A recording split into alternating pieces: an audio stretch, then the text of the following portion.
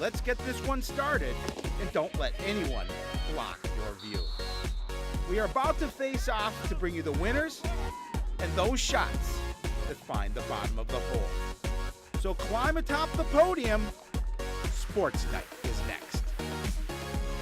Hello, everyone. Welcome to Sports Night. I'm Joe Young. And I'm Howie Shapiro. And we got some pretty interesting stuff here tonight. We do, and hopefully we didn't give away too much in the Open, but we do have a conference champion in our midst, which is very cool for Coon Rapids. And we're talking end of the regular season for baseball, softball team in section tournament, tennis continuing section tournament, their individual tournament, conference tournaments for golf, section tournaments coming up this week, section tournaments coming up for track and field this week. A lot of action. Very busy. A lot of action. Section starting for both lacrosse teams. It's all wrapping up.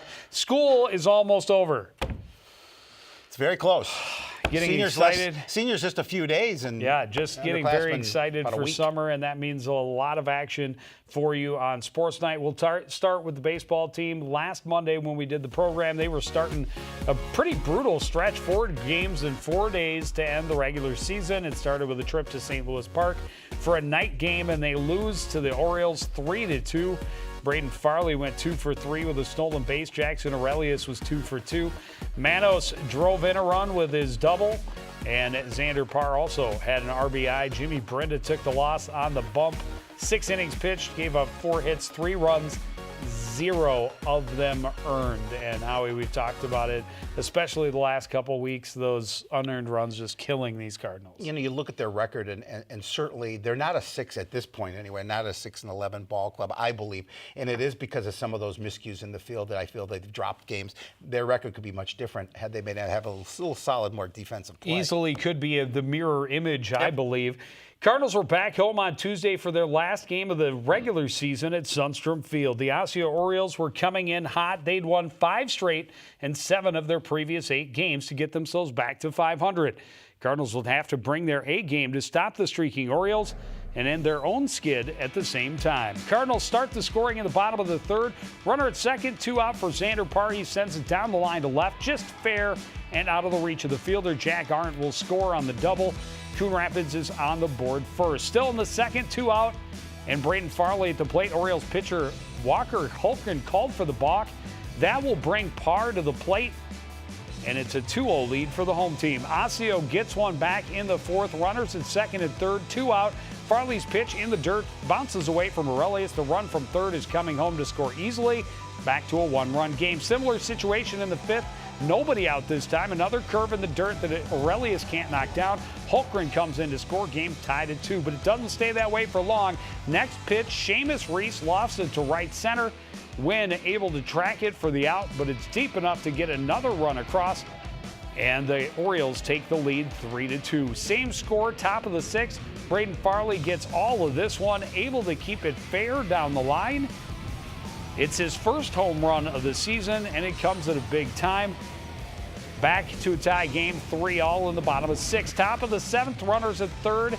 With 1 out, Lehman on in relief. His pitch gets through the legs of Aurelius. Cooper Olson will slide in before the throw. It would be the game-winning run. Cardinals, another heartbreaker, 4-3. The final against Osseo. It was certainly nice to see Farley get the jack, no doubt about it. But it's such a tough way to lose a ball game, and you get those balls get behind you as a catcher, and it makes it so much more difficult to stay in games when those kind of things happen, especially with obviously with runners on 3rd. Well, yeah, I was going to say, and coming at such a bad time, and definitely, Aurelius stepped into some big shoes. No doubt about it. With Kirby Peary, a Division I catcher, slotted to be in that spot the whole season. You never know, would he have been able to stop them or not? But you can't get those ones back. Nope. A lot of 1- and 2-run games that the Cardinals have lost just on games that they really could have won. Happened again on Wednesday. Cardinals traveled down to Shakopee, and they lose another close one, 4-2. Didn't have a lot of hits in this one. Nate Breams 1 for 1 with a double and an RBI. 1 for 1 for Ian Wynn. Kirby Peary 1 for 3 had a stolen base, scored a run. Braden Farley also 1 for 3 with a run scored. Jack Orlikowski takes the loss. with 5 innings pitched, 5 hits, gave up 2 runs, 2 walks, 4 strikeouts. Cardinals end the regular season with a night game, senior night, over at Wintercrest on Thursday, and the Cardinals win despite a sloppy day in the field. They had 5 errors in this one.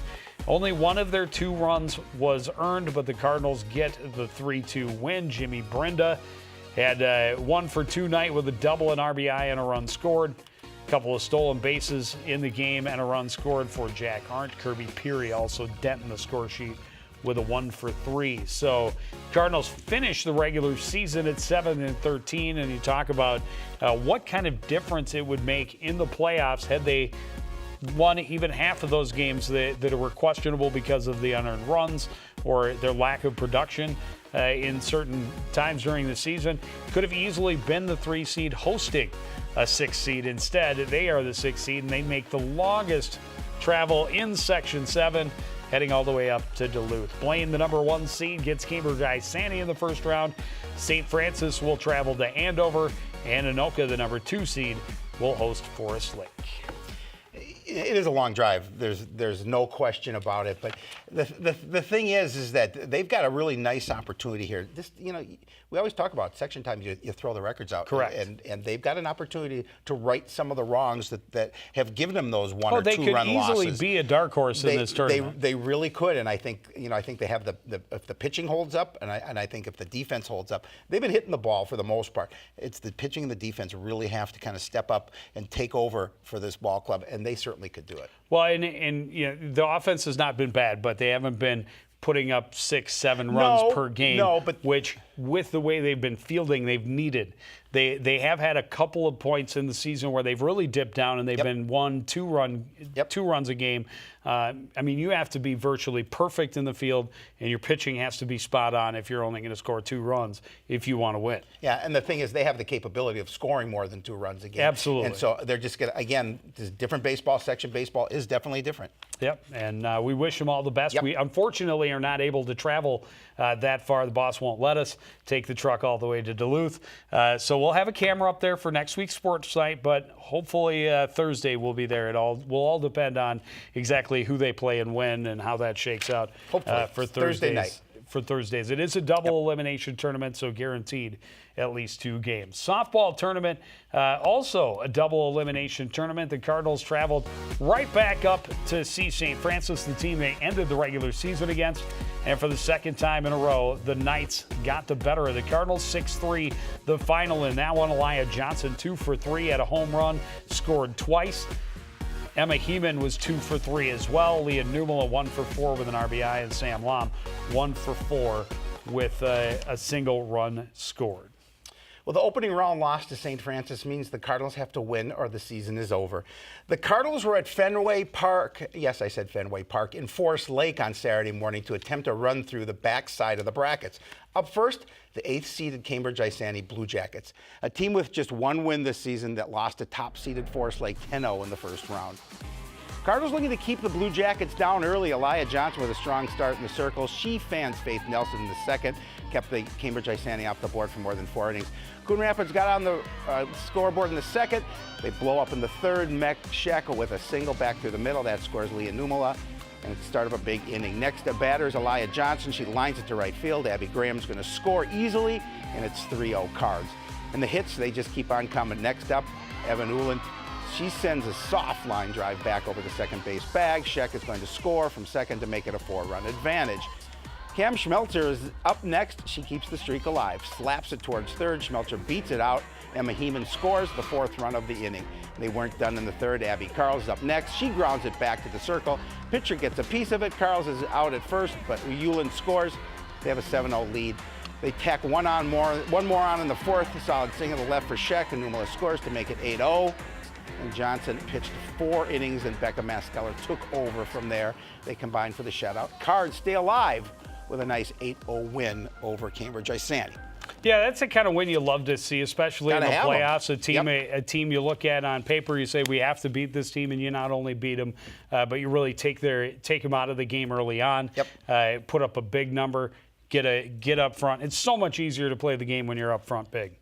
Unfortunately, the Cardinals then had to face the number 2 seeded Anoka Tornadoes, and the Tornadoes ended the Cardinals season with an 11-2 victory. Elijah Johnson, 1 for 3, had another home run. Just not enough, unfortunately. Abby Graham was 2 for 3 with a run scored. Of course, she leads the record books. I'm not sure what her final number was for the season. I do know Sam Lom finished her junior campaign with her 99th hit.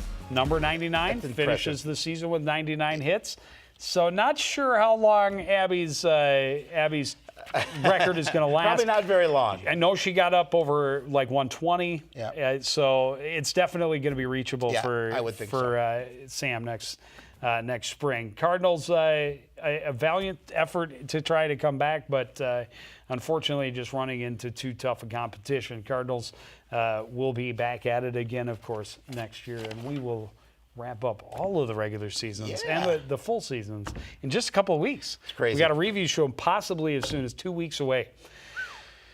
So, tennis team, as I talked about, their individual tournament got pushed back until this past week, and all but one grouping made it. Was eliminated in the first round. Sam Murillo faced Wagner of Anoka. Nick Yang faced Getzman of Duluth East. Vu and Stein together for the last time, defeated by Trapp and Vickery of Forest Lake.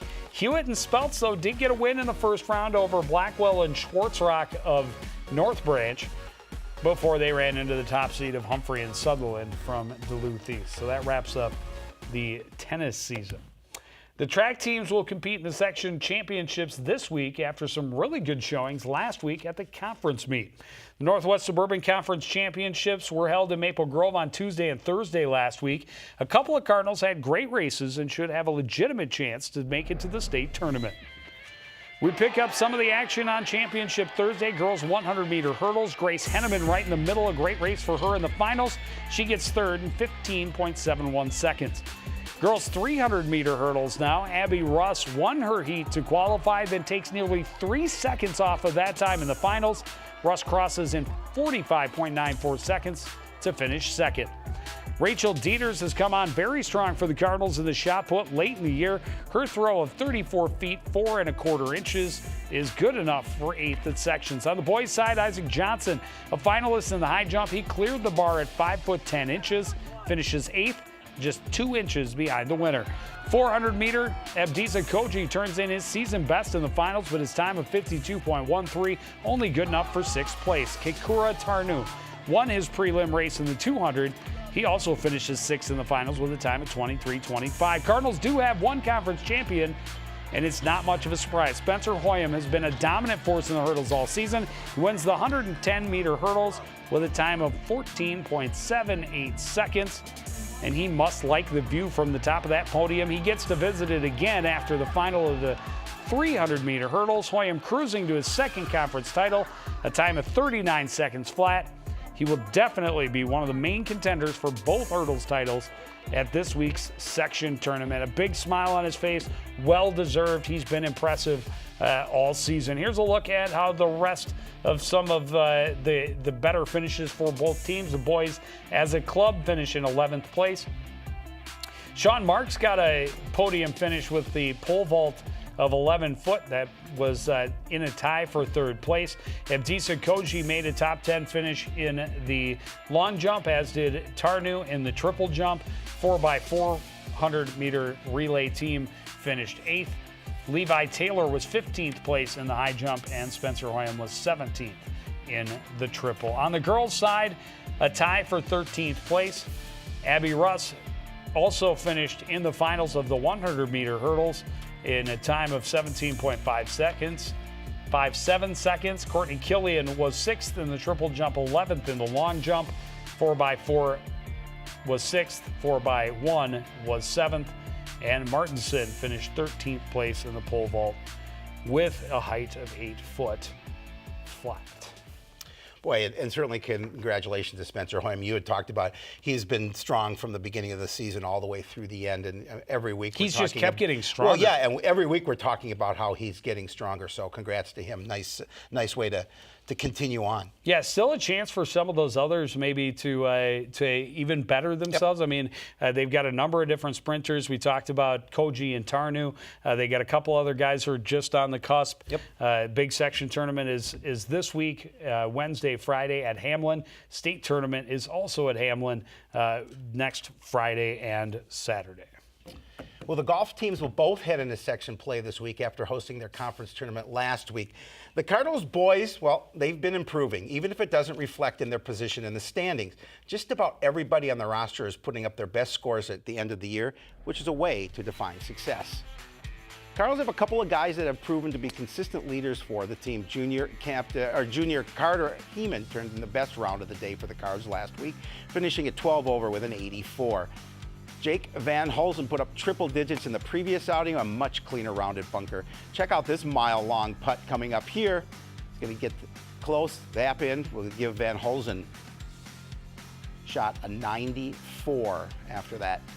Jason Klebeck, the only Klebeck, excuse me, is the only senior in the Cardinals lineup for the conference meet. A couple of close calls like this putt cost him a few strokes. He gets in under the century mark, scoring a 99. Klebeck. Ben Roberstad is just an 8th grader, but he's cracked the varsity roster a handful of times this season. He's outing at conference, well, he'd rather forget this one, but it's a learning experience, and he'll have several more chances. Junior Connor Wise is another Cardinal leader, consistently keeping his numbers in the low to mid-80s. He shoots an 86 on Thursday. As a team, the Cardinals score a 363, one of their better scores this season. Yeah, it's nice to put up decent numbers, especially on your home course later in the year. And we talk about it year after year. This may be the most difficult sport in which to build a consistent contender. You have to have a number of kids, at least 4 or 5, that are going to be shooting 70s to 80s. That means they're playing all year round. They're putting a lot of effort into playing. And all of the other schools seem to have 2, 3, even 4 guys that are staying in the 70s. That's tough to compete with night after night. Golf is one of those sports. It's so mental, and obviously it's just you basically against yourself, and missed shots and things like that, high scores really can get in your head. So obviously it's something that you have to battle day in and day out, and that's the key. And the high school season is so short. I mean, if you can take 3-4 strokes off of your average in 6 weeks, that's great. Pretty successful season. Boys golf team has sections on Wednesday and Thursday of this week, and then state tournament is Tuesday, Wednesday, the 11th and 12th of June. So a couple of weeks off in between there. Both of those events will be held at their home course of Bunker Hills, the gem of Coon Rapids. Girls golf team had a couple of events to wrap up the regular season. On Monday, they had the North Fork Invitational. Because they had 2 meets back-to-back Monday, Tuesday, they took a different lineup really for both days because girls have to be at school, get their schoolwork done with the end so close. So that's how they finished in North Fork. They finished in 10th place. Allshouse had the best finish of the day for the Cardinals with a 107. Butler was right behind her at 108. Wilson a 109. Kylie Severson a 121. McLean shot a 128. And Shelton had a 133. On Tuesday, Northwest Suburban Conference Championships at North Fork. The freshman Garbo shoots a team low 100. A 51 on the front and a 49 coming back, so it got a little bit better on the back half. That's always nice to see. Natalie Whitney, a 101. Kylie Severson, a 50 and a 53 to shoot a 103 for the day. At Bez Kalo, a 107. No, a 109. And Goldman rounds out the order with a 118. Girls also have their section tournaments. It actually started today. They are at North Fork. Today and Thursday are the 2 rounds. State tournament would also be on Tuesday, Wednesday, the 11th, 12th of June. Boys lacrosse team closing out the regular season schedule, getting ready for section tournament this week. It's a nice non-conference opponent to see. Cardinals just rolled over the North St. Paul Polars by a score of 18-2. A.J. Carls had 7 points. Tommy Carls had 6, evenly divided between goals and assists. Ethan Hansen had a 4-point night with a goal and 3 helpers. Hofstede, Ramos, and Flamand each had 2 goals in the victory. Well, the Cardinals closed out the regular season on Thursday, heading across the river to take on Osseo Park Center. The OPC squad is a little better record than Coon Rapids, but they're definitely not a team contending for the title. This was a chance for the Cardinals to end the year with back-to-back wins if they could get up early and keep the pressure on. Unfortunately, that was the recipe success for the home team instead. Griffin Garrity with a great feed to Anders Coombs. He nets his third straight to open the scoring. Osseo Park Center up 3-0 early. Cardinals start the comeback. Tommy Carl's working down the right wing. Pass is deflected, but right to Caden Anderson. He shoots low through traffic and scores. Gets Cardinals on the board. Gave the Cards a little spark. Carl's brothers on the run. Tommy will hand it off to AJ. He fires home one of his 3 in the game, back to a 3-2 deficit. OPC started to pull away a bit, but the Cardinals keeping within range. Tommy Carl's weaving his way for the goal in the second, but they trail 10-4 at the break. Osseo Park Center controlling the tempo in the third quarter, showing patience at the offensive end. Damian Lingeson shoots low for the goal. Lead gets to 9. Cardinals not going away, though. A little give and go. AJ back to Noah Hofstad. He scores in traffic, 13-5 at that point, but it doesn't get much closer. OPC puts the clamps on down the stretch. Garrity scores a fourth quarter goal as the Cardinals season ends with a 16-7 loss. Tough way to lose, obviously, and you're playing a team who's used to playing on turf when you're not. Certainly, I mean, you're playing on that slow field here at Coon Rapids when you're at home, and well, and so, especially with the way the ball bounces in lacrosse. I was just going to say that, and the speed is as far as running. Yeah, you can use your athletes if you're OPC because you're used to playing on that kind of turf and you know where the bounces are, and you saw it at that last goal, able to bounce one past the goalkeeper. Well, that put the Cardinals into the section tournament. They are on the road to take on at Champlin Park as the number 12 seed in the tournament. They're taking on Chisago Lakes. Chisago Lakes is the number 5 seed. Champlin Park is the 8 hosting Anoka tonight. The number 6 seed from Hermantown is taking on Spring Lake Park, and Forest Lake Grand Rapids, the other play-in game. Blaine, the 2 seed, will take on the winner of that one. Duluth gets the winner of Hermantown Spring Lake Park. Should the Cardinals score a big upset over the Wildcats, they would take on Andover in the quarterfinals. And Centennial, the number 1 overall seed, will host the winner of Champlin Park and Anoka. Yeah. Girls lacrosse team, fresh, hot off the press. I know. They started their section tournament today, and we've got the video for you. That's called the tease, because first we're going to talk about their last couple of games in the regular season, and it's a couple of coulda, shoulda, woulda, so close but not quite. On Tuesday, the Cardinals lost to Armstrong 14-13. Rowan Tom had 4 goals and an assist. So did Mackenzie Molenkamp. Grace Hanula also had 4 goals in that contest. Then on Thursday, oh, so close. They lost to Osseo Park Center 12-10. Molenkamp with 4 goals.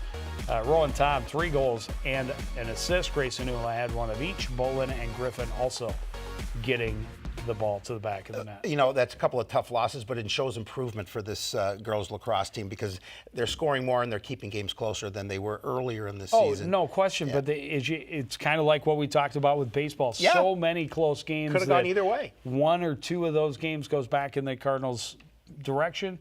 Maybe a better seed in the playoffs. Could have been a big change in the season. Well, despite sliding into the postseason on a 6-game losing streak, the Cardinals were still able to start the sections at home. The Cardinals, the 7th seed in Section 7, hosting the 10th seeded team from Grand Rapids Greenway. The Lightning had 5 wins on the season, including 3 of their last 4. So they've been coming in with something to prove. Cardinals would certainly be tested if they hope to pass on to the quarterfinal round. Cardinals fired up to start the playoffs on home turf, and they get their big guns going early. Rowan Tom meeting one early that gave the Cardinals a 2-1 lead late in the first half. Great play on the offensive end. Coming up here, Ava Johnston with the feed. Mackenzie Molenkamp with the finish. Coon Rapids goes to the locker room up 9-5. Well, they're going to really turn it on in the second. Great move by Rowan Tom and close. She starts the scoring in the second. She had 5 goals for the Cardinals, but that wasn't the team lead.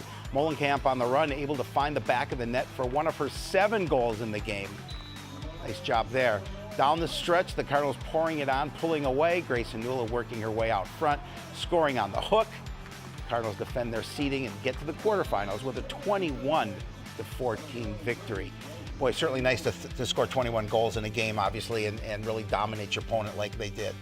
Well, they're going to have to hope they held off some offense. They're going to need it in the quarterfinal round. They face number 2 seed Centennial on Thursday. Forest Lake, the number 3 seed, will get the winner of Anoka and Hermantown.